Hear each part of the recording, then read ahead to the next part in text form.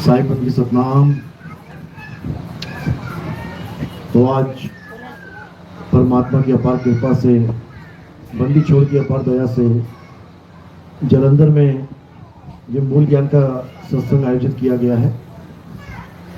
बहुत बड़े भाग होते हैं उन जीवों के जो अपने पूरे जीवन काल में एक बार भी इस मूल ज्ञान को सुन पाते हैं, और उससे भी बड़े भाग होते हैं उन जीवों के जो इस ज्ञान को थोड़ा सा भी समझ पाते हैं। क्योंकि सुनना आसान है, घंटा 2 घंटा सुन के चले गए, लेकिन इसको समझना बहुत मुश्किल है। यह केवल उसी की समझ में आता है जिस पर परमपिता परमात्मा की दया होती है। बिना उसकी दया के चाहे तुम सारी उम्र सुनते रहो तब भी समझ में नहीं आएगा, क्योंकि सारा खेल ही समझ का है। ये कोई नाम जाप वाला ज्ञान नहीं है कि तुम्हें कोई नाम देना है और तुम उसको जपोगे तोते की तरह, बिल्कुल नहीं। ये कोई मंत्र जंत्र वाला ज्ञान नहीं है कि उठा के कोई तुम्हें 2 4 5 मंत्र दे दिए और तुम उसको रटते फिरोगे माला पे, बिल्कुल नहीं। ये कबीर साहब का अटपट ज्ञान है। इसीलिए बोला है, अटपट ज्ञान कबीर का झटपट लखा न जाए, और जो इसको झटपट लखे तो सब खटपट मिट जाए। ये ऐसा ज्ञान है, इसमें मंत्र दिए नहीं जाते, इस मंत्र छुड़वा दिए जाते हैं। इसमें नाम जाप दिया नहीं जाता, इसमें नाम जाप छुड़वा दिया जाता है। इसमें पूजा पाठ करवाई नहीं जाती, इसमें पूजा पाठ छुड़वा दी जाती है।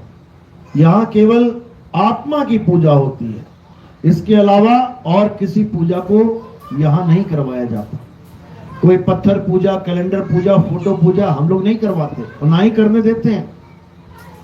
तो ये जो ज्ञान है ये आत्म ज्ञान है। इसमें आत्मा का लखाव किया जाता है, आत्मा का भेद समझाया जाता है, आत्मा का दीदार करवाया जाता है, आत्म बोध में रमण करवाया जाता है।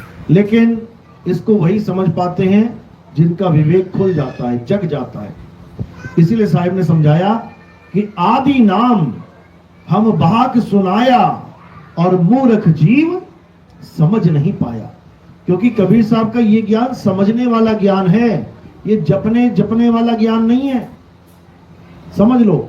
इसीलिए लोग विरोध करने लग जाते हैं कि ये तो सारे मंत्र छुड़वा रहे हैं। अरे छोड़ने को ही बोला उन्होंने। तंत्र मंत्र सब झूठ है, इनमें न भर में कोई, और सार शब्द जाने बिना कागा हंस ना होए। फिर समझा रहे हैं, मोह को कहां ढूंढे रे बंदे, मैं तो तेरे पास में, ना मैं जप में, ना मैं तप में, और ना मैं व्रत उपवास में। छुड़वाया ही जा रहा है, लेकिन मूर्ख जीव ये समझ ही नहीं पाता बात को, और अपना पूरा जीवन इन्हीं मंत्रों जंत्रों में लगा के जीवन बर्बाद करके चला जाता है। तो अब जीवन बर्बाद नहीं करना है, अब इस मूल ज्ञान को समझना है। तो आज का सत्संग शुरू करने से पहले परमपिता परमात्मा के नाम पे जयकारा लगाएंगे और फिर सत्संग शुरू करेंगे। बोलिए परमपिता परमात्मा की, सदगुरु बंदी छोड़ कबीर साहेब की, सदगुरु मदनपति साहेब की, दीवान जवाहरपति साहेब की, सदगुरु राम सेवक साहेब की, सदगुरु वैरागपति साहेब की, करीनापुर धाम की, सभी हंसों की, पंडाल में आए सभी भक्तों की, इनके माता पिता, इनके गुरुदेव की, इनके बाल गोपाल की, इस गांव नगर बस्ती की, आज के आनंद की, सकल हंस को बंदगी, साहेब बंदगी सतनाम। तो कबीर साहब का जो ज्ञान है ये सारे जगत से न्यारा है, इसको मूल ज्ञान कहते हैं। और कबीर साहब के इस मूल ज्ञान के अलावा इस दुनिया का सारा ज्ञान पवित्र ज्ञान कहलाता है। क्या फर्क है दोनों में, आज अच्छे से समझेंगे। एक है पवित्र ज्ञान और एक है मूल ज्ञान। पवित्र ज्ञान मतलब जो तुम्हें एक आम आत्मा से, आम आदमी से, आम जीव से पवित्र आत्मा बना दे। यानी आप कुछ भी नहीं करते हो, भगवान के नाम पे, अल्लाह के नाम पे, वाहिगुरु के नाम पे एक नॉर्मल लाइफ जी रहे हो, आपको कोई भी आम आदमी ही कहेगा। लेकिन अगर आप किसी भी धर्म में पूजा पाठ पे जोर देने लगे, पूजा पाठ पे ध्यान देने लगे, मंत्र जाप पे ध्यान देने लगे, तीर्थों में स्नान करने लगे, बड़ी बड़ी यात्राएं करने लगे, तो आपके नाम के आगे क्या लग जाएगा? भगत। ये तो भक्तात्मा है, ये तो पवित्र आत्मा है। हिंदू धर्म के हिसाब से ये सब करने लग जाओ, मुसलमान धर्म के हिसाब से 5 टाइम के तुम नमाजी बन जाओ। देखो लोग कैसे कहेंगे, अरे 5 टाइम नमाज पढ़ता है, ये बड़ा पवित्र आत्मा है। तुम सिख धर्म में चले जाओ, खूब सेवा करो, खूब पाठ करो, खूब नाम जपो, देखो कहेंगे ये बंदा बहुत पवित्र आत्मा है भाई। ईसाइयों में चले जाओ, खूब पूजा पाठ करो, वहां पर भी जो भी विधि बताई जा रही है, खूब चर्चों के चक्कर लगाओ, देखो लोग तुम्हारे आगे क्या बोलेंगे? पवित्र आत्मा है ये तो हो गया पवित्र ज्ञान। यानी किसी और की पूजा करके तुम्हें एक भगत, एक पवित्र आत्मा के नाम पे तुम्हें जानने लग जाएंगे लोग। मूल ज्ञान क्या है? मूल ज्ञान है जब तुम दूसरों की पूजा छोड़ के अपने आप को जानोगे, यानी दूसरों के नाम जपने छोड़ के खुद के निज नाम को जानोगे, अपने स्वरूप को पहचानोगे, अपने यथार्थ ज्ञान को पहचानोगे, तब जाके तुम्हें यह मूल ज्ञान प्राप्त होगा। इसको आत्म ज्ञान भी कहते हैं। पवित्र ज्ञान यानी किसी और की पूजा करना, मूल ज्ञान यानी खुद को जानना, आत्म ज्ञान खुद को पहचानना। जैसे हम कहते हैं कि कोई भी कथा लिखो, तो किसी की भी कथा लिख सकते हो, लेकिन जब हम कहें आत्म कथा लिखो, तो किसकी कथा लिखेंगे? अपनी। कथा के आगे आत्म शब्द जुड़ते ही सारा मामला तुम्हारे ऊपर फिट हो गया। आत्म शब्द जुड़ते ही तुम्हारी बात होने लग जाएगी। जैसे आत्म कथा यानी खुद की कथा, आत्म हत्या खुद की हत्या, आत्म रक्षा खुद की रक्षा, आत्म कल्याण खुद का कल्याण, आत्म निर्भर खुद पे निर्भर।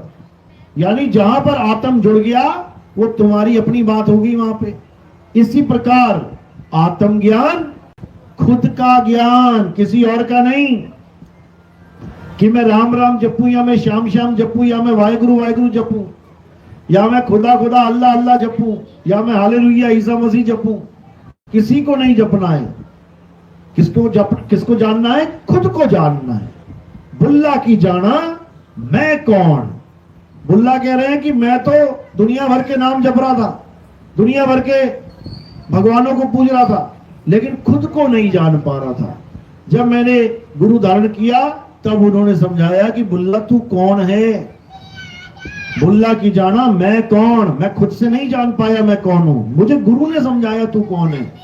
तो गुरु क्या समझाता है कि तुम शरीर नहीं हो। तुम क्या हो? तुम आत्मा हो। शरीर नाशवान देह है, शरीर नाशवान 5 तत्व हैं, तुम आत्म तत्व हो।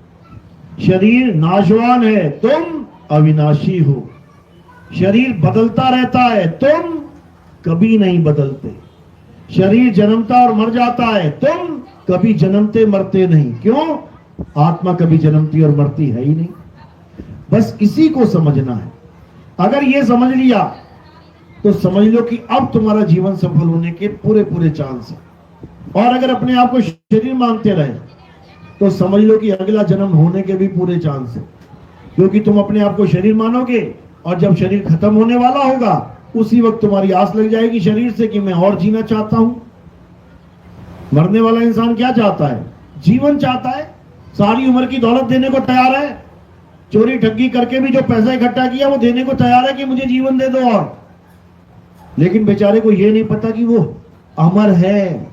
अमर, वो अपने आप को शरीर के हिसाब से मान लेता है कि शरीर जिंदा है तो मैं जिंदा हूं, शरीर मर गया तो मैं मर गया। बस यही भूल है। शरीर जब नहीं धारण किया था तब भी हम जिंदा थे, और शरीर छूट जाएगा तब भी हम जिंदा रहेंगे, क्योंकि हम शरीर है ही नहीं। यही कृष्ण जी ने समझाया गीता में, लेकिन कोई समझ ही नहीं पाया। कृष्ण जी ने क्या बोला, हे अर्जुन, तेरे और मेरे कई जन्म हो चुके हैं। किस रूप में? काया रूप में। लेकिन मैं अजन्मा हूं, मेरा कभी जन्म नहीं होता। इसी प्रकार हे अर्जुन, तेरा भी जन्म नहीं होता। जन्म और मृत्यु हमारे शरीरों की होती है, जो हम धारण करते हैं, छोड़ देते हैं, फिर धारण करते हैं, फिर छोड़ देते हैं। तो क्या करना है हे अर्जुन, अब हमें अपनी आत्मा को जानना है। शरीरों को बहुत जान लिया, अब बारी है आत्म तत्व को जानने की। तो आत्म तत्व को कैसे जानेंगे? अध्याय 4 34वां श्लोक। हे अर्जुन, अगर तुम सत्य को जानना चाहते हो, अगर तुम सत्य को प्राप्त करना चाहते हो, तो ऐसे तत्वदर्शी संत की शरण में जाओ। तत्वदर्शी संत यानी तत्व का दर्शन कराने वाला। कितने प्रकार के तत्व बताए? 2 प्रकार के, एक असत्य और एक सत्य। असत्य क्या है? ये पंच भौतिक तत्व ही असत्य तत्व है। ये सारा जगत असत्य है, ये सब माया है, पल पल बदल रही है, क्षण क्षण बदल रही है, और तुम माया को सत्य मान बैठे हो तो कभी सत्य तक पहुंच ही नहीं सकते। तो क्या करना है? इन 5 तत्वों को छोड़ के, इन 5 तत्वों से यानी संसार से ध्यान को हटा के कहां लगाना है? आत्म तत्व में लगाना है। आत्म तत्व यानी परम तत्व, उसी को जानना है। तो यही गुरु बताता है कि एक असत्य तत्व को छोड़ना है और दूसरे परम तत्व को जान लेना है, उसमें रम जाना है। अध्याय 3 17वां श्लोक यही समझा रहा है। हे अर्जुन, जो अपनी आत्मा में रमण करते हैं, जो अपनी आत्मा में तृप्त हैं, जो अपनी आत्मा में संतुष्ट हैं, उनके लिए कोई धार्मिक कर्म कर्तव्य लागू ही नहीं होता। यानी उन्हें किसी मंदिर मस्जिद गुरुद्वारे में जाने की जरूरत नहीं पड़ती, उन्हें किसी पूजा पाठ को करने की जरूरत नहीं पड़ती, उन्हें किसी गंगा जमुना स्नान करने की जरूरत नहीं पड़ती, उन्हें किसी पर्वतों की परिक्रमा करने की जरूरत नहीं पड़ती। वो क्या करते हैं? वो अपनी आत्मा में रमण करते हैं, यानी अपना पूरा ध्यान कहां लगाएंगे? आत्म तत्व में। आत्म तत्व का ही ध्यान करना है, इसी को समझना है बस। कोई नाम नहीं जपना। नाम जपना तो तुम्हें परमात्मा से दूर कर देता है। नाम जाप तुम्हारा सारा ध्यान इन 52 अक्षरों में लेके आ जाता है। क्या करना है? इन 52 अक्षरों को छोड़ देना है और उस आदि अक्षर आत्मा का ध्यान करना है। इसी को साहिब ने समझाया। क्या कहते हैं? श्वासा की कर सिमरनी और कर अजपा का जाप, परम तत्व का ध्यान धर और सो हम आपे आप। यानी उस लकड़ी की माला को छोड़ जो तू 4 5 7 8 माला करके फिर खूंटी पे टांग देता है, उसके बाद भूल जाता है भगवान का नाम जपना। क्या करना है? श्वासा की कर सिमरनी, यानी वो सिमरनी कहते हैं माला को, श्वासा की बना ले। जब तक सांस चले तब तक मालिक को याद करना है। तो कह रहे हैं श्वासा की कर सिमरनी, कर अजपा का जाप। किसी मंत्र का जाप नहीं करना। अजपा यानी जिसे जपा ना जा सके उसका जाप कर। अब उसका जाप कैसे करेंगे? जिसको जपा ही नहीं जा सकता, उसकी गुप्त विधि गुरु बताता है।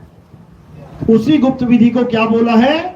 परम तत्व का ध्यान धर और सो हम आपे आप। यानी उस परम तत्व का ध्यान गुरु से सीख कैसे धरना है।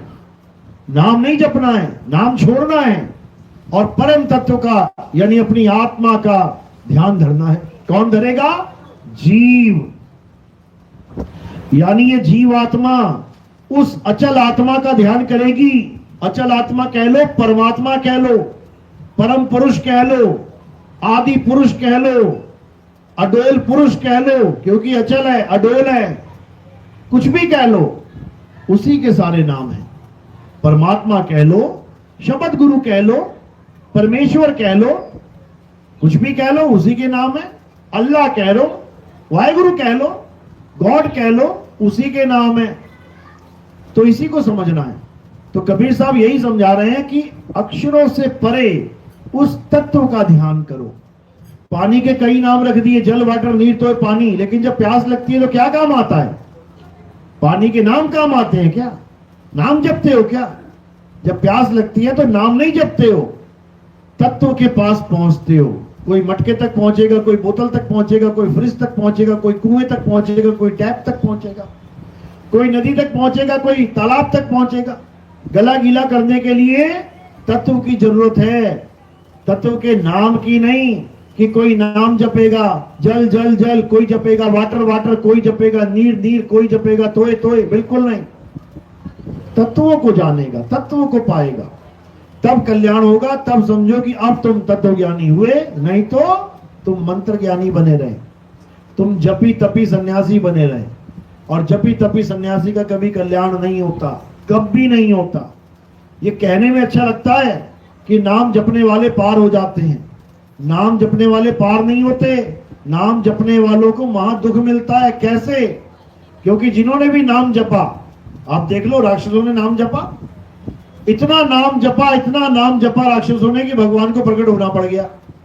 उसके बाद उन्होंने मन माने इच्छाएं मांग ली, मैं त्रिलोकी का राजा बन जाऊं, मैं ऐसा हो जाऊं, मैं वैसा हो जाऊं। उसके बाद क्या हुआ? उसके बाद महानरक में चले गए सारे के सारे। अगर नाम जाप करने से मुक्ति मिलती है तो राक्षसों को भी मिल जाती। वो तो पहले ही पहला वरदान यही मांगते थे कि मुझे अमर कर दो, और क्या चाहिए जीव को। लेकिन कोई अमर नहीं हुआ। इसलिए अमर नहीं हुआ क्योंकि ये भूले बैठे हैं कि हम पहले से ही अमर हैं। ये अपने आप को शरीर माने बैठे हैं, इसलिए कोई अमर ही नहीं हो रहा है। लेकिन कबीर साहब के ज्ञान में आने के बाद ये जीव अमर हो जाता है, ये दोबारा जन्म मरण में नहीं पड़ता। इसलिए साहिब समझा रहे हैं, अमर करूं सतलोक पठाऊं, ताते बंदी छोड़ कहूं। कबीर साहब बंदी छोड़ हैं, बंधनों से छुड़ाने वाले हैं। और सबसे बड़ा बंधन क्या है? एक काया ही सबसे बड़ा बंधन है। इसी में सब जीव अटके पड़े हैं, इसी काया रूपी कैद में सब जीव बंदी बने बैठे हैं। तो जब मालिक आते हैं छुड़ाने के लिए तो बंदी छोड़ कहलाते हैं, इसीलिए उन्हें बंदी छोड़ कहा जाता है। तो वो क्या करते हैं? वो इन 5 तत्व की जेल से हमें आजाद कर देते हैं। अधूरे गुरुओं ने हमें कहां फंसा दिया? परमात्मा हमारी 5 तत्व की जेल के अंदर घोषित कर दिया कि परमात्मा कहां रहता है? इस 5 तत्वों के अंदर रहता है, इस शरीर के अंदर रहता है। यही सबसे बड़ा अज्ञान है। जितने बाबा लोग बैठे और जो कहते हैं कि परमात्मा शरीर के अंदर रहता है, उन्होंने अपने सब शिष्यों को अटका दिया शरीरों में। जबकि गुरबाणी क्या कह रही है? एको सतनाम। जो एक सतनाम है वो कर्ता पुरुष है, मंत्र नहीं है, मंत्र नहीं है। सुरेंद्र एक आदमी का नाम है, केवल एक नाम नहीं है, आदमी भी है वहां पे। इसी प्रकार सतनाम परमात्मा है स्वयं। एको सतनाम कौन है? वो कर्ता पुरुष परमात्मा ही सतनाम है, उसका नाम ही सतनाम है। इसलिए बाबा नानक बार बार ये नाम जपते जाते थे, सतनाम वाहेगुरु, सतनाम वाहेगुरु। इसका मतलब ये नहीं कि जपने के बाद परमात्मा मिलेगा, ये उसकी महिमा है कि उसका नाम सतनाम है। और तुम जो नाम लेके बैठे हो वो असत नाम है, नकली नाम है। वो असली नाम की महिमा गाते जा रहे हैं, सतनाम वाहेगुरु, सतनाम वाहेगुरु। अब अगर कोई उनसे पूछे बाबा जी सतनाम कौन है, वो भेद बताया जाता है। गुप्त नाम सतपुरुष का बूझे बिरला कोई, और कोटि नाम संसार में इनसे मुक्ति ना होए। करोड़ों नाम है संसार में, हिंदुओं ने अपने बना लिए, मुसलमानों ने अपने बना लिए, सिखों ने अपने बना लिए, ईसाइयों ने अपने बना लिए। अपने अपने धर्म में दुनिया भर के नाम बना लिए। और कबीर साहब समझाते रहे कि ये नाम इंसानों के द्वारा बनाए हुए नाम है, ये नकली नाम है, असली नहीं है। ये इंसान ने 52 अक्षर जोड़ तोड़ के नाम बना लिए। वाणी आती भी है, 52 अक्षर जोड़े आन, सक्या न अक्षर एक पहचान। बस इन दोनों का ज्ञान चाहिए हमें। एक 52 अक्षर, 2 आदि अक्षर। 52 अक्षर को छोड़ देना है, आदि अक्षर को जान लेना है। 52 अक्षर जीव के द्वारा बनाए जाते हैं, आदि अक्षर जीव से न्यारा है। 52 अक्षर जीव आधारा और आदि अक्षर जीभ्या से न्यारा। बस 2 लाइनों का ज्ञान है, लेकिन उसको समझते समझते तुम्हारे कितने जन्म बीत जाएंगे अगर विवेकी नहीं हो तो। और अगर विवेकी हो तो कहते हैं झटपट लखा जाएगा, ये ज्ञान एकदम समझ में आ जाएगा। जो इसको झटपट लखे तो सब खटपट मिट जाए। तो ये ऐसा ज्ञान है जिसमें सत्य और असत्य का निबेड़ा करना है केवल, और कुछ नहीं करना है। क्या है सत्य, क्या है असत्य? तो असत्य क्या है? ये सब 52 अक्षर असत्य हैं। इसी को गुरबाणी में बोला है, कृत्रिम नाम कथे तेरे जीवा, यानी हे प्रभु इस जीव के बोले जाने वाले तेरे सारे नाम कृत्रिम, नकली हैं, और नकली नामों से मुक्ति नहीं मिलती। तो असली कौन सा है? सत्य नाम तेरा परा पुरबला। हे परमात्मा, तेरा जो असली नाम है वो सतनाम है, लेकिन ये जपने वाला नहीं है कि तुम सतनाम सतनाम जपने लग जाओ। सतनाम का मतलब तुम्हारा निज नाम, सतनाम का मतलब तुम्हारा सत्य स्वरूप। इसीलिए बोला कि सत्य नाम कोई नाम नहीं, ये है आपन रूप, और जो जाने इस भेद को पावे आप स्वरूप। यानी अगर तुम्हें गुरुजी ने सतनाम दे दिया तो तुम्हें तुम्हारा स्वरूप दे दिया जाएगा। यही तुम्हारा निज नाम है, ये मंत्र जंतर नहीं है। इसी को बोला गया, सत्य स्वरूपी नाम साहिब का सो निज नाम हमारा। यानी मेरा निज नाम क्या है? मेरा असली नाम क्या है? सत्य स्वरूपी नाम साहिब का। परमात्मा का सत्य स्वरूप मेरा निज नाम है। समझो, यानी हमें क्या हो जाना है? हमें इस काया रूपी नकली स्वरूप को छोड़ के आत्मा रूपी असली स्वरूप को प्राप्त करना है। तब समझो काम बन जाएगा। अध्याय 3 17वां श्लोक यही समझा रहा है। हे अर्जुन, जो अपनी आत्मा में रमण करते हैं, यानी रम गए, फिर क्या बचा? फिर और कुछ बचा ही नहीं। जो अपनी आत्मा में रम गए तो आत्मा ही हो गए। अब आत्मा ही हो गए तो इसका मतलब अब कोई आग जला नहीं सकती, अब कोई शस्त्र काट नहीं सकता, अब कोई पानी भिगा नहीं सकता, अब कोई हवा सुखा नहीं सकती। तो फिर नरक और स्वर्ग क्या करेंगे हमारा? नरकों की आग कैसे जलाएगी हमें जब हम आत्मा ही हो गए? और कृष्ण जी बिल्कुल क्लियर बता रहे हैं कि नैनम छिंदंती शस्त्राणि नैनम रहती पावका। इस आत्मा को ना तो कोई शस्त्र काट सकता है, ना अग्नि जला सकती है। और जब हम आत्मा ही हो गए तो क्या करेगा ये यमराज और क्या करेगा ये नरक हमारा? आग छू भी नहीं सकती हमें। यानी हम काल के जाल से छूट जाएंगे। कब? जब हम अपने असली स्वरूप में रम जाएंगे, जिसे शब्द स्वरूप कहते हैं। रम जाना है, समा जाना है। साहब ने बोला, सुरत समाए शब्द में और वाको काल ना खाए। यानी हमारा ध्यान हमारे शब्द स्वरूप में रम जाए, समा जाए, तो काल हमें नहीं खा सकता। कह रहे हैं शब्द रूप होने के बाद हमारा कोई कुछ नहीं बिगाड़ सकता। सूरत समाए शब्द में वाको काल ना खाए। और ये जाप मरे, अजपा मरे, अनहद भी मर जाए। ये जितने मंत्र जपवाए जा रहे हैं तुम्हें, ये सब खत्म हो जाएंगे एक दिन। ये श्वासों का अजपा जाप करवाया जा रहा है, सांस ही खत्म हो जाएगी एक दिन। ये कानों में उंगलियां डाल के अनहद ना सुनवाई जा रही है, ये शरीर ही खत्म हो जाएगा तो कानों में उंगलियां कौन डालेगा? कौन सी आवाज आएगी? सब खेल खत्म हो जाएगा। तो इसीलिए कबीर साहब बार बार एक ही बात समझा रहे हैं, लेकिन ये किसी को समझ में ही नहीं आती। इसीलिए साहिब ने समझाया, सोई गुरु पूरा कहावे, जो 2 अक्षर का भेद बतावे। एक छुड़ावे एक लखावे, तब प्राणी निज घर को जावे। यानी अगर तुम्हारे जीवन में पूरा गुरु आ गया, गुरु तो बहुत सारे आ जाएंगे, लेकिन पूरा गुरु आ गया तो वो क्या करेगा? एक छुड़ावे एक लखावे। किसे छुड़ावे किसे लखावे? 2 प्रकार के अक्षरों का भेद समझाएगा पहले। एक 52 अक्षर और एक आदि अक्षर। 52 अक्षर को छुड़वा देगा, आदि अक्षर यानी आत्म तत्व को लखा देगा, तब समझो कि अब तुम्हारा जीवन सफल हो जाएगा, अन्यथा कोई सफल होने वाला नहीं है। यही धक्के खाने पड़ेंगे, वापस बार बार जन्म मरण में आना पड़ेगा वापस। तो एक बार 84 काट के बड़ी मुश्किल से यहां पहुंचे हैं, अगर ये जन्म सफल नहीं हुआ, और देख लो उम्रें कितनी हो गई हैं, एवरेज क्या है हमारे भारत में एक आम इंसान के जीवन की, 70 साल।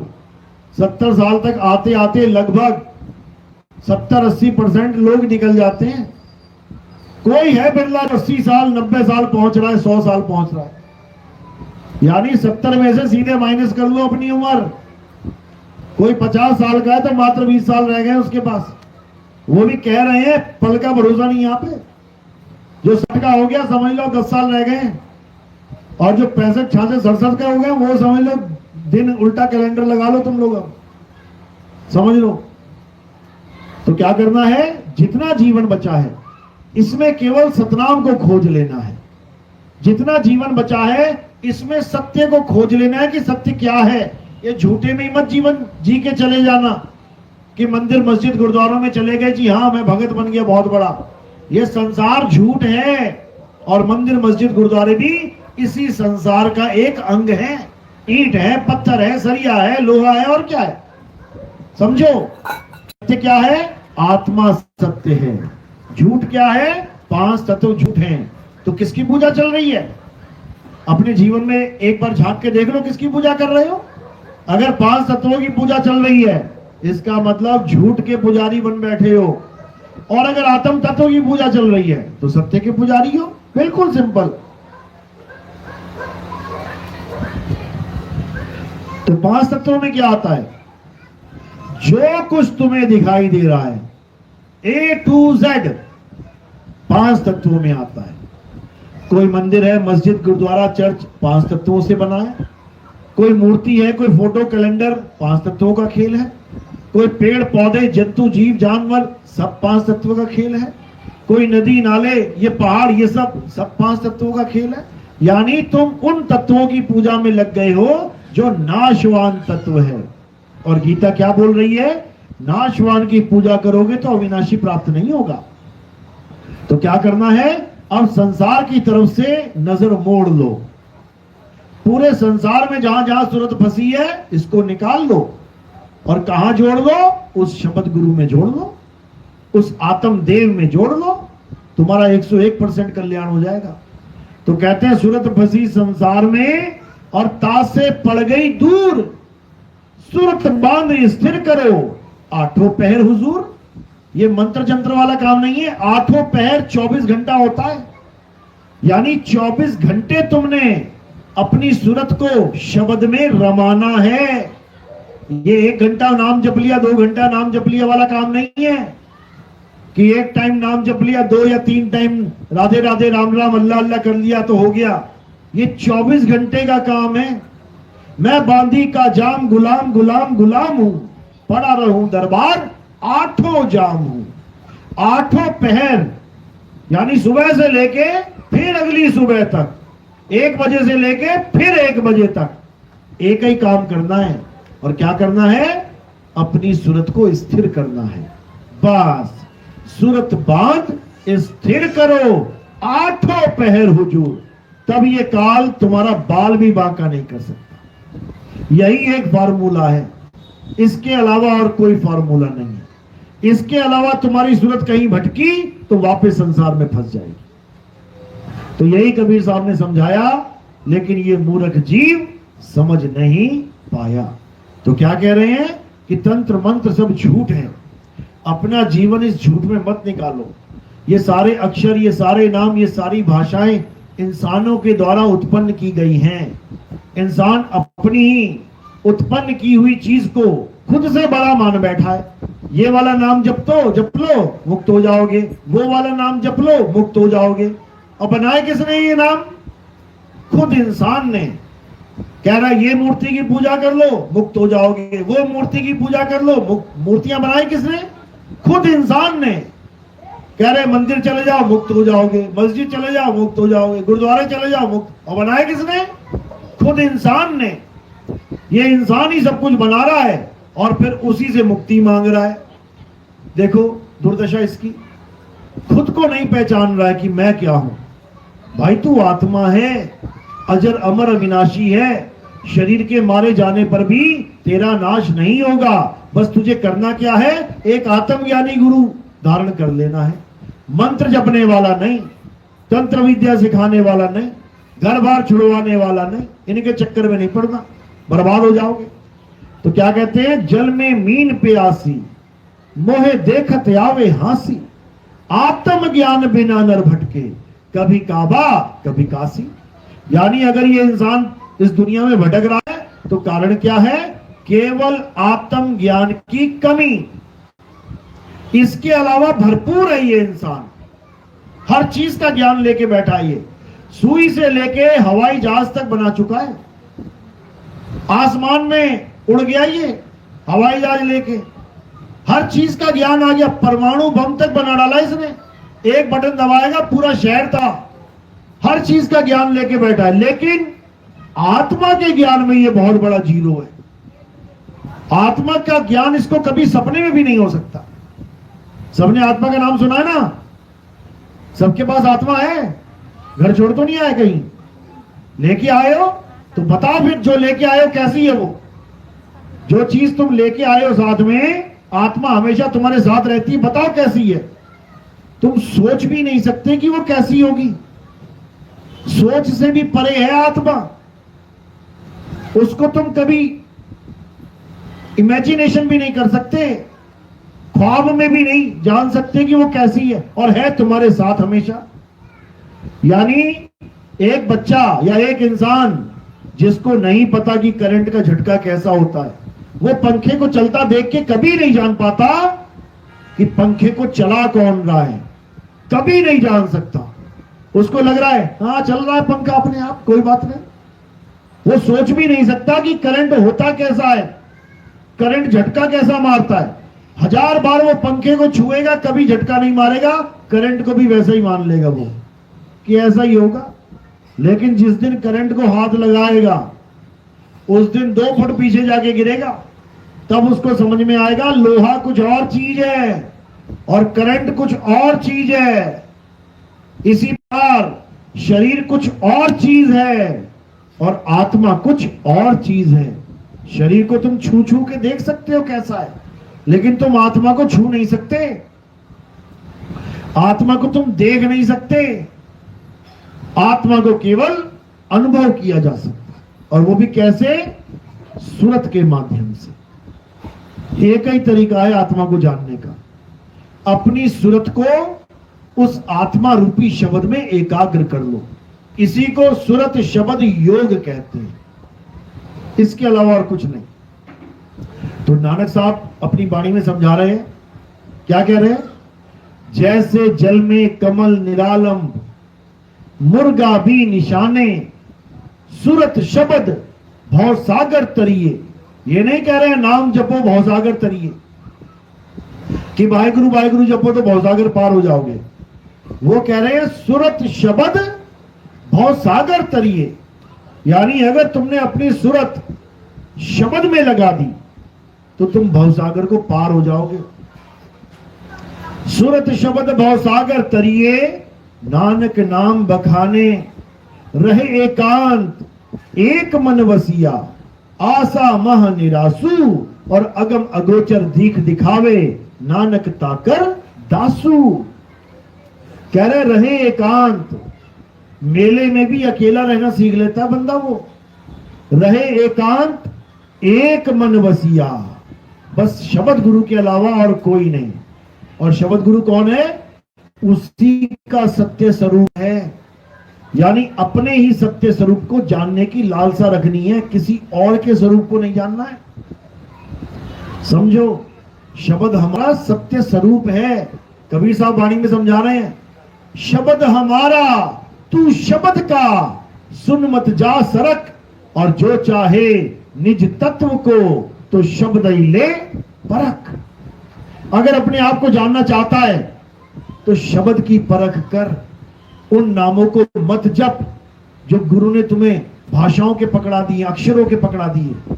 उस नाम को जान जो सत्य नाम है, उस नाम को जान जो सत्य स्वरूप है, उस नाम को जान जो आत्म तत्व है, तब जाके समझ कि तेरी मुक्ति होगी, अन्यथा ये बहुत लंबी 84 मिल जाएगी मेरे भाई। उसके बाद कुत्ता, बिल्ली, हाथी, घोड़ा, पता नहीं क्या क्या बनना पड़ेगा, कितने दुख झेलने पड़ेंगे। बकरे वगैरह बन गए तो कसाईयों के बाड़े में खड़े रहना पड़ेगा, 2-2, 4-4 दिन, 5-5 दिन मौत का इंतजार कर रहे हैं बेचारे। लेकिन अभी एक मौका है, अच्छी बात है अगर आप मंदिर, मस्जिद, गुरुद्वारे, चर्च भी गए हो, बुरी बात नहीं है। शुरुआत ऐसे ही होती है, शुरुआत आंगनबाड़ी से होती है, LKG से, नर्सरी से होती है, अच्छी बात है। लेकिन अंत आंगनबाड़ी में नहीं होता है, अंत नर्सरी में नहीं होता है, अंत LKG UKG में नहीं होता है, अंत का होता है डिग्री कॉलेज में होता है।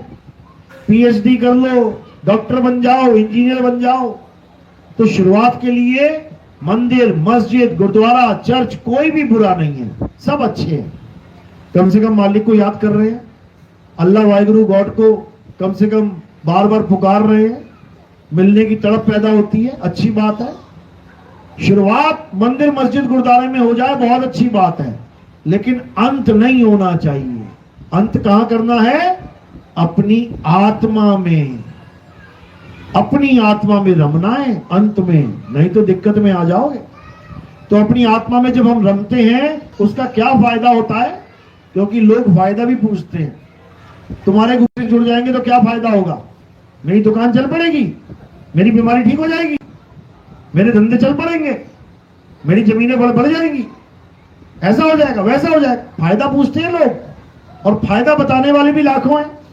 हमारे गुरु के पास आ जाओ, तुम्हारा कैंसर ठीक हो जाएगा, हमारे गुरु से जुड़ जाओ, तुम्हारी किडनियां ठीक हो जाएंगी, फलाना हो जाएगा, ढिकाना हो जाएगा। चाहे गुरु खुद गोलियां खा रहा हो, लेकिन चेले को पूरा ढाढ़स बता देंगे कि हाँ भाई ठीक हो जाएगा। गुरु खुद जेल में पड़ा है और तुम्हें कहेंगे तुम्हारी मुक्ति करवा देगा गुरु जी, खुद की मुक्ति नहीं हो पा रही थी। तो ऐसे भी लोग हैं।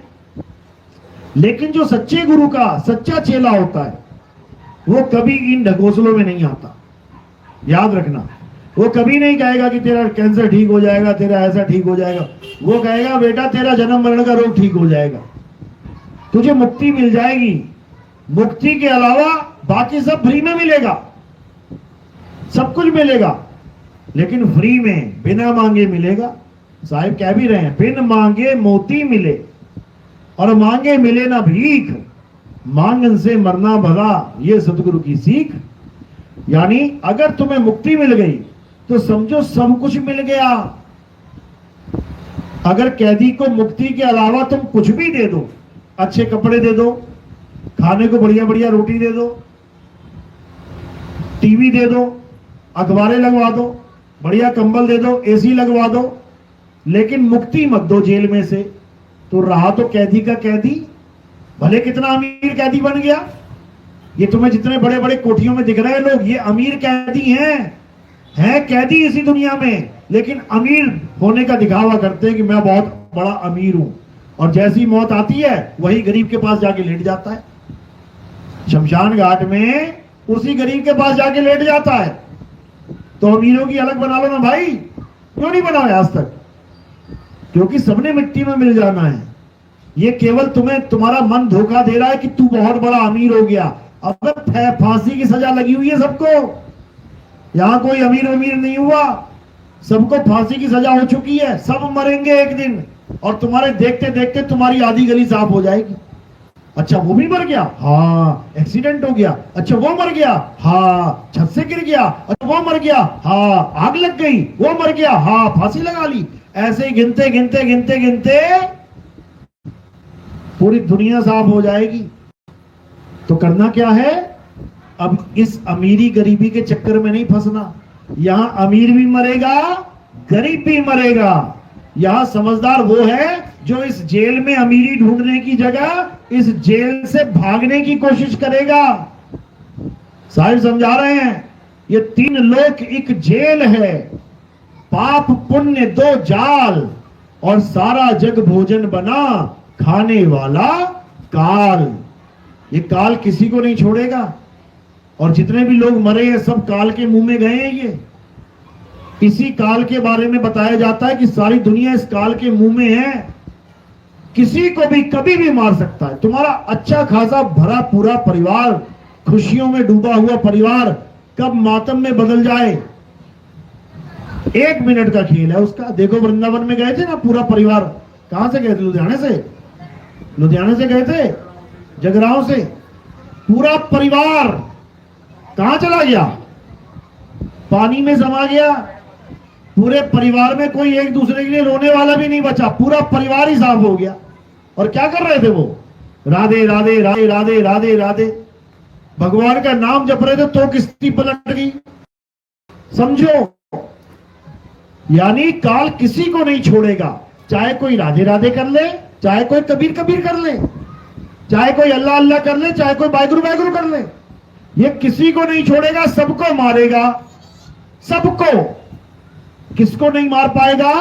जो आत्मा हो जाएगा। अगर तुम आत्मा ही हो गए, अभी तो तुम आत्मा होकर भी नहीं हो। क्यों? क्योंकि तुम अपने आप को शरीर माने बैठे हो। हाय मैं मर जाऊंगी, हाय मैं मर जाऊंगा, क्योंकि तुम शरीर माने बैठे हो। तुम हो आत्मा, लेकिन अपने आप को जान ही नहीं रहे हो। डर के मारे तुम्हारी हालत खराब हुई पड़ी है, मैं मर ना जाऊं, मैं मर ना जाऊं, ऐसा ना हो जाए, वैसा ना हो जाए। और जब तुम अपने आप को आत्मा करके जान लेते हो, उसके बाद तुम खुद को पहचान जाते हो कि मैं क्या हूं। उसके बाद ये काल तुम्हें नहीं मार सकता, आत्मा को ये कभी नहीं मार सकता। कब मर जाती है आत्मा? कभी नहीं। तो तुम कभी नहीं मरोगे, तुम अमर हो जाओगे। बस फर्क क्या रहेगा? अभी अमर होकर भी काल के लोक में धक्के खा रहे हो जन्म मरण में, क्योंकि शरीरों के अलावा तुम्हें कहीं रहना ही नहीं आता। शरीरों के अलावा तुम्हारा कोई घर ही नहीं है। एक शरीर छोड़ा दूसरा पकड़ा, दूसरा घर टूटा तीसरा पकड़ा, तीसरा घर टूटा चौथा पकड़ा। बिना घर के तुम रह नहीं पा रहे। मिट्टी के घर के बिना तुम्हें अपना अस्तित्व लगता ही नहीं है कि है। और आत्म ज्ञान में क्या होगा? ये सूरत कहां समा जाएगी? आत्म स्वरूप में। जो सूरत पहले शरीर में समाई हुई है, वो अब आत्मा में समा जाएगी। तो दोनों में क्या फर्क है? एक शरीर के अंदर रहने की अवस्था है और दूसरी आत्मा के अंदर रहने की अवस्था है। यानी एक नाशवान महल में रहता है तो कभी भी महल टूट सकता है, और एक अविनाशी महल में रहता है जो कभी टूट ही नहीं सकता। दोनों में यह फर्क है। इसी को कहते हैं घर वापसी। कई बार सुना होगा आपने, इतने मुसलमानों को हिंदू बना दिया गया, उनकी घर वापसी करवा दी गई। घर वापसी कहां हुई उसकी? वो मुसलमान बन के भी काल के जाल में था, हिंदू बन के भी काली के लोक में बैठा हुआ है। घर वापसी कहां हुई उसकी? घर वापसी कब होती है? जब इस 3 लोक को छोड़ के अपने असली घर वापसी हो जाए। निज घर, असली घर, वहां बंदा पहुंच जाए, ये जीव पहुंच जाए, तब समझो उसको घर वापसी कहते हैं। और घर वापसी कैसे करते हैं समझ लो। सोई गुरु पूरा कहावे, जो 2 अक्षर का भेद बतावे, एक छुड़ावे एक लखावे, तब प्राणी निज घर को जावे। अभी कहां बैठा हुआ है? पराए घर में। पराया घर, रहना नहीं देश, बेगाना है, हमारा नहीं है ये। अपने बाप के घर में बैठ के खाना खाना और किसी और के घर में बैठ के खाना खाना, जमीन आसमान का अंतर होता है।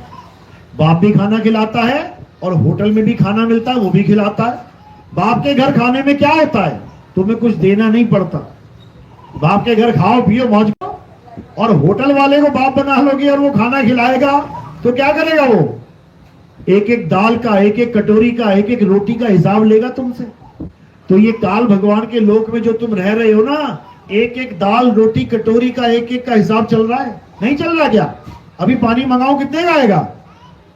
कितने का आएगा? 20 रुपए का। पानी तक में नहीं मिल रहा फ्री। हवा चल रही है, मीटर घूम रहा है उधर। समझो, मकान में रहते हो टैक्स लग रहा है इसके ऊपर, सड़क पे चल रहे हो टोल लग रहा है इसके ऊपर। ये अपना घर है ही नहीं, ये हमारे परमात्मा का घर है ही नहीं। वरना परमात्मा ऐसा घर बनाता है जहां जगह जगह हमें टोल देने पड़ रहे हैं। समझो, अपने घर में कोई टोल टैक्स नहीं है, अपने घर में कोई हिसाब किताब नहीं चलता, यहां तो फंस गए, आके मर गए, जन्मों जन्मों का हिसाब ही खत्म नहीं हो रहा है। तूने ये किया ऐसा होगा, तूने वो किया वैसा होगा, जन्म जन्म बीत गए और एक आम इंसान के नहीं, या भगवानों को हिसाब देना पड़ रहा है। भगवान राम जी सब पूजा कर रहे हैं, और राम जी क्या कर रहे हैं, बाली को मारने के बाद हिसाब किताब देने आ रहे हैं वापिस अपना। कृष्ण जी बन के आ रहे हैं, पैर में तीर खा रहे हैं। अरे भगवान को नहीं छोड़ा जा रहा है यहां पे इस दुनिया में, तुम्हें और हमें क्या छोड़ा जाएगा। इसीलिए कबीर साहब कह रहे हैं ये काल की नगरी है भाई, यहां किसी की नहीं चलने वाली, कोई नहीं बचने वाला यहां। तो अपनी बीवी को रो रहे हो, शंकर जी अपनी बीवी को रो रहे थे, सती को हाथ में लेके घूम रहे हैं, रो रहे हैं। बताओ, यहां भगवान को रुला रुला के मार दिया इस काल भगवान ने। एक आम इंसान को ये क्या देखता है, समझो इस बात को। तो कबीर साहब कह रहे रहना नहीं देश बेगाना है, ये धरती कागज की पुड़िया, बूंद परे घुल जाना है, ये संसार झाड़े और झाखड़, अरे उलझ पुलझ मर जाना है। और कहे कबीर सुनो भाई साधो, सतगुरु नाम ठिकाना है, नाम मंत्र नहीं है कि तुम जपो उसको राम राम राम अल्लाह अल्लाह वाहेगुरु। नाम एक ठिकाना है, और उसमें कौन जाएगा, सूरत जाएगी। सूरत का ठिकाना है वो, अभी इसको ठिकाना बना के बैठी हुई है, इस काया को ठिकाना बना रखा है इसने। और जब काया छूटेगी तो फड़फड़ाएगी, अब क्या करूं अब क्या करूं, मन एक और काया पकड़ा देगा इसको, फिर फंस जाएगी। इसलिए कबीर साहब कह रहे हैं गुरु से ऐसा नाम ले ले जिस नाम में तू समा जाए, ताकि तुझे शरीर धारण करने की जरूरत ही ना पड़े। कैसे समा जाए, जैसे कछुआ अपने आप में समा जाता है, उसे किसी और में समाने की जरूरत नहीं है, वो अपने आप में समा जाता है। देखो कछुआ चल रहा हो, एक कछुआ आराम से जा रहा है, इतने में कुत्ता आया भागा हुआ काटने के लिए उसे। कुत्ते को देखते ही क्या किया उसने, अपने आप में समा गया। अच्छा अपने आप में समा गया, अब कुत्ता सूंघ रहा, कहां चला गया भाई, नहीं पकड़ पाएगा उसको। तो ये कुत्ता कौन है, ये यमदूत हैं। ये जब आएंगे ना तुम्हारे पास भागे भागे, और तुम्हें नहीं पता है कहां समाना है, तुम्हारी हालत खराब कर देंगे ये। सोचो, तुम सपने तक में यमदूत को नहीं झेल सकते, तुम एक सपने में नकली शेर को नहीं झेल सकते, सपने में एक नकली भूत को नहीं झेल सकते।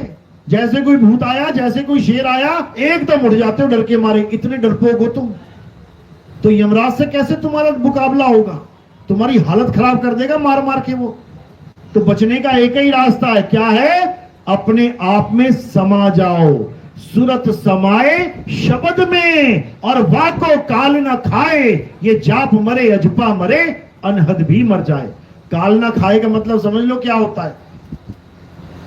जब जाते हैं ये कांवड़ यात्री बड़े बड़े ट्रैक्टर लेके, बड़े बड़े डीजे लगा के, बड़े बड़े बैनर लगा के, क्या लिखा होता है उसके ऊपर, अकाल मृत्यु वो मरे जो काम करे चंडाल का, काल उसका क्या बिगाड़े जो भगत है महाकाल का। लिखा तो हुआ है, और जाते जाते देख रहे हैं अरे कांवड़ियों की लाशें पड़ी हुई हैं, अरे वो भी मर गया, वो भी मर गया, वो भी मर गया, लिख के लेके जा रहे हैं। काल उसका क्या बिगाड़, काल के मुंह में सब जा रहे हैं।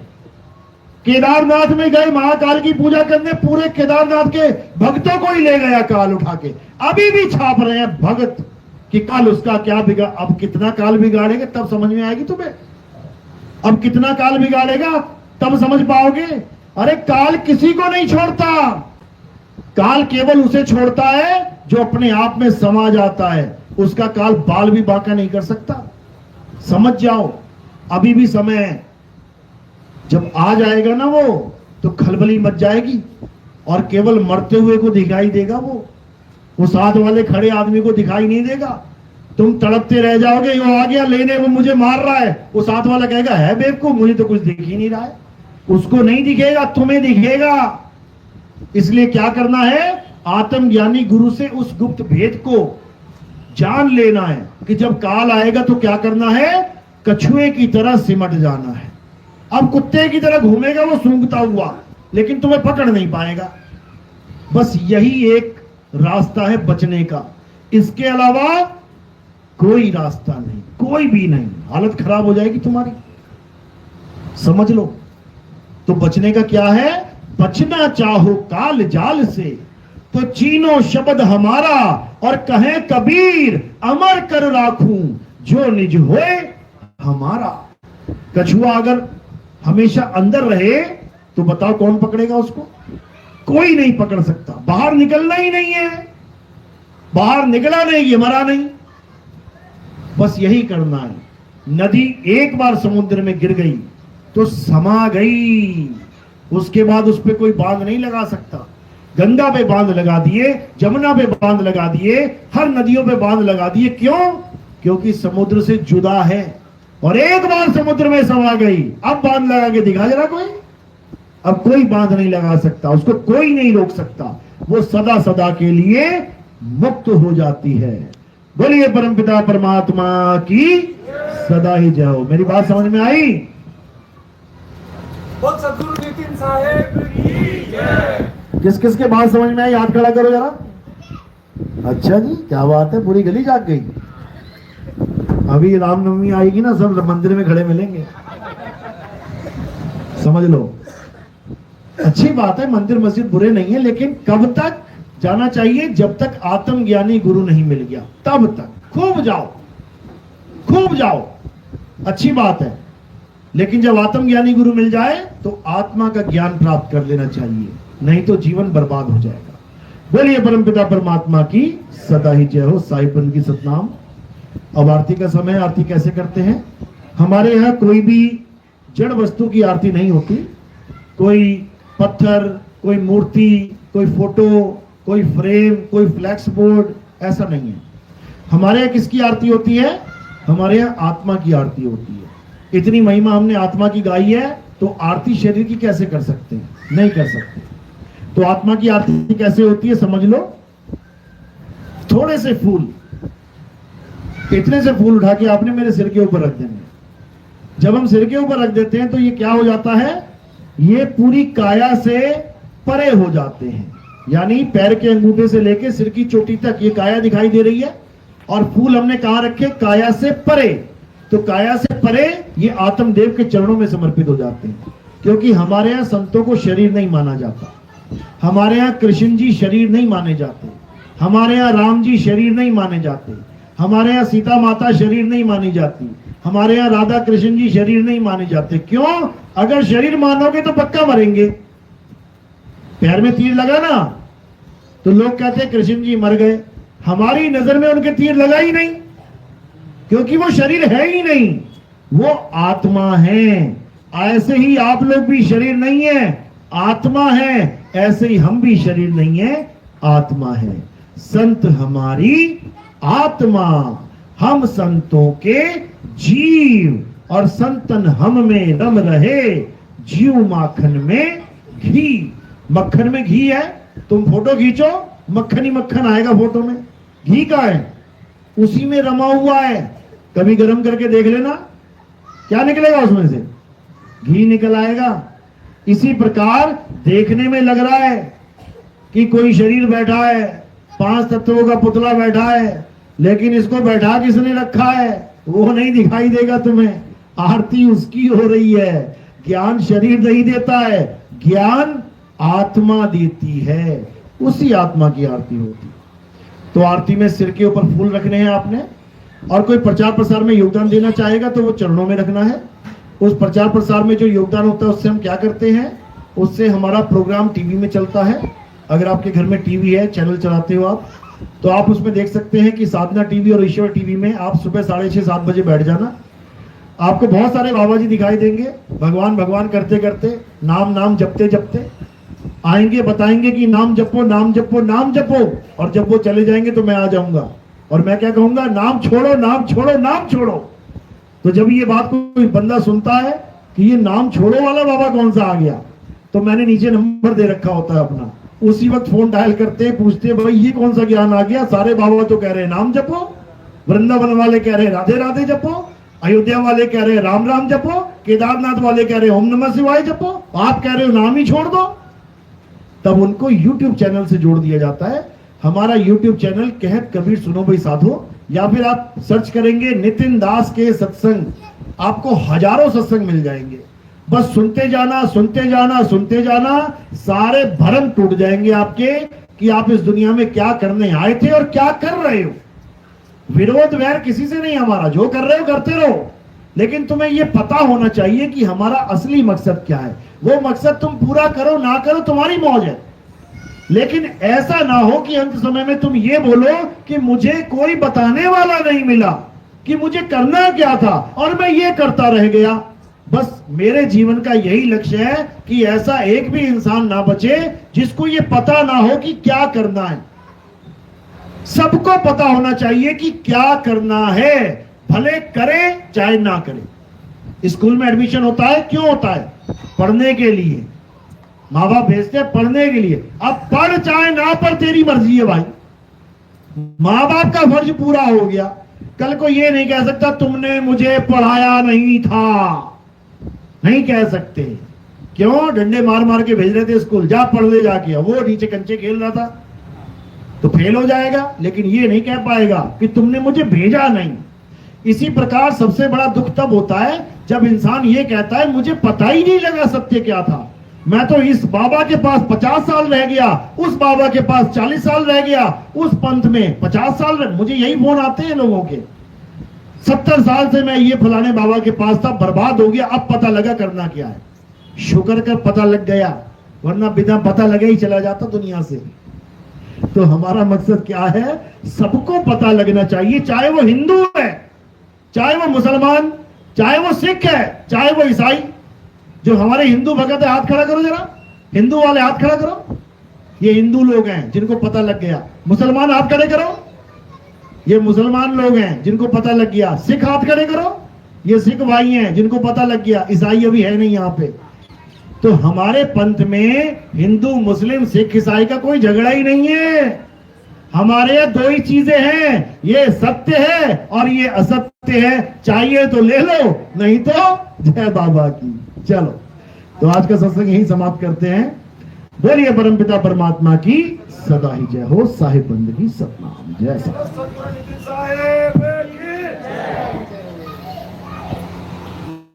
आरती